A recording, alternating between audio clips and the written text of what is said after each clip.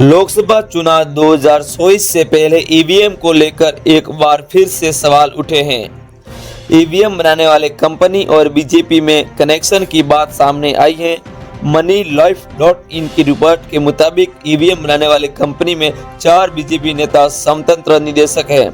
भारत सरकार में सचिव स्तर के अधिकारी रह चुके सेवानिवृत्त आईएएस अधिकारी ES शर्मा ने चुनाव आयोग के पत्र लिखकर इस संबंध में स्पष्टीकरण मांगा है।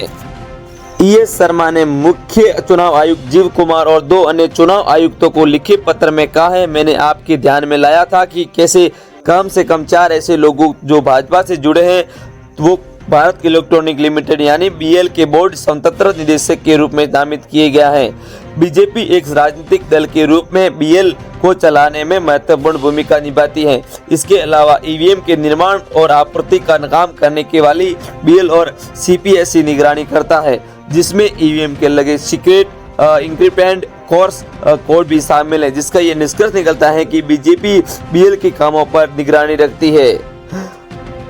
29 जनवरी को पब्लिश इस खबर के मुताबिक ES शर्मा ने इस मामले पर भारतीय चुनाव आयोग से स्पष्टीकरण देने को कहा है। साथ ही उन्होंने मांगा है कि संबंधित अधिकारी को निर्देश दिया जाए कि भाजपा से जुड़े इन व्यक्तियों को निदेशक पद से हटाया जाए। उन्होंने ये भी मांग की है कि भारत इलेक्ट्रॉनिक लिमिटेड यानी BL और उसके द्वारा की गई कार्रवाई का विवरण इस देश के लोगों को देखने के लिए सार्वजनिक डोमेन में रखा जाए।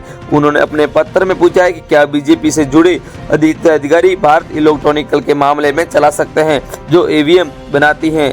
वही कांग्रेस ने भी ईवीएम को लेकर फिर से सवाल उठाए हैं। कांग्रेस के महासचिव रणदीप सिंह ने सुरजेवाला ने पूछा कि अगर ईवीएम बनाने वाले कंपनी भारत इलेक्ट्रॉनिक लिमिटेड है, बीजेपी के पदाधिकारी डायरेक्टर के रूप में काम कर रहे हैं, तो ये सुरक्षित कैसे हैं?